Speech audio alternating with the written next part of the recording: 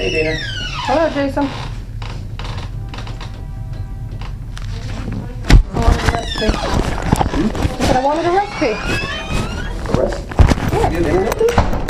No, I just took a picture of it with my camera. Oh.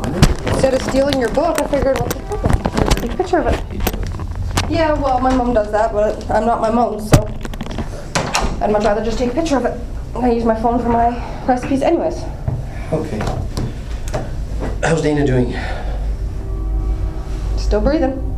That's positive.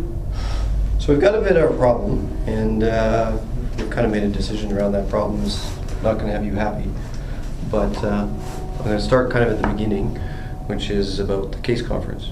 You remember the last case conference we went to, where we talked about the ministry's position, which changed to a CCO position, right? And we talked at the case conference about access with regards to you and with regards to Chris, right? And so I'm just reminding you as I move forward. So when we talked about Chris, we said that the ministry was not supporting any access at all moving forward. And then when we talked about you, we said that the ministry was supporting the access as it was for the sake of determining whether the ministry would be looking at a closed or open adoption after a CCO. The ministry's perspective, of course. And so what went behind the ministry's decision, because you read Dr. Obey's report, is one of the things that Dr. Obey had said was that her view is that you and Chris would sabotage an adoption or try to be subversive in sabotaging an adoption.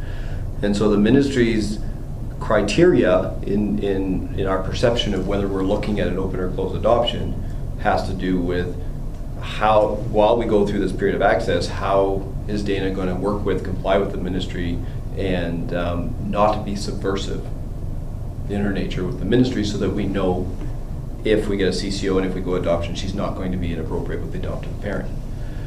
And so your YouTube video essentially suggests that you will be subversive and that you will interfere with an adoption.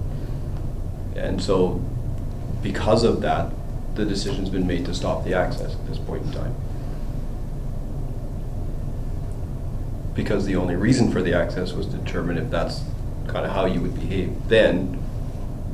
And then it's also challenging because a lot of the stuff that we've talked about, a lot of the stuff that's been documented and reported and confirmed confirmed by your own family and other people with regards to Chris is all denied in the YouTube video, right? By yourself showing that you're not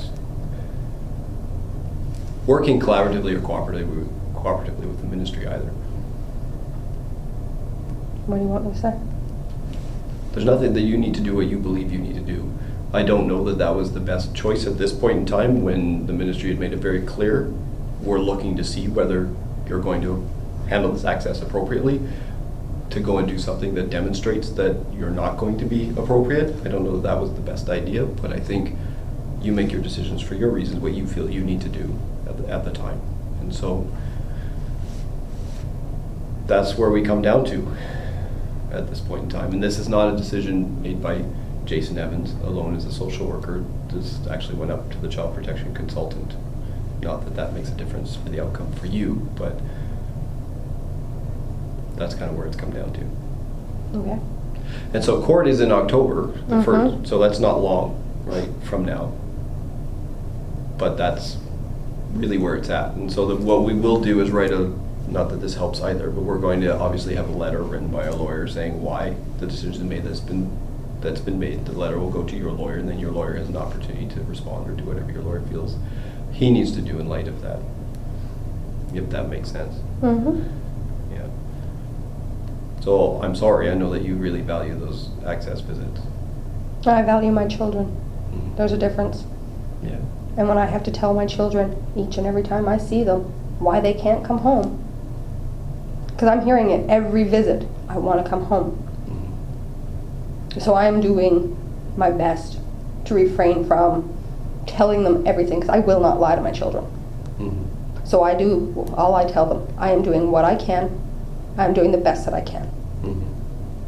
And now, okay, well, I'm not going to be able to say anything that's going to change your mind about me getting to see them, right? No, not at this stage. So, I don't know what you want me to say. Well, I think that what you I mean, it's up to you what you do. but probably talk to your lawyer is probably the best. Oh, I will be. Yeah, because he can file a motion or try to get access reinstated, right? And then that's the best way, in my opinion, to hold the ministry accountable, because then we have to talk to a judge about why the decision was made, right? Then a judge can make a different decision, right? That kind of a thing. And that can be done rather quickly, right? Whenever your lawyer can get into court. Okay? Okay. Okay, thanks for coming in. I'm sorry this is what we're about.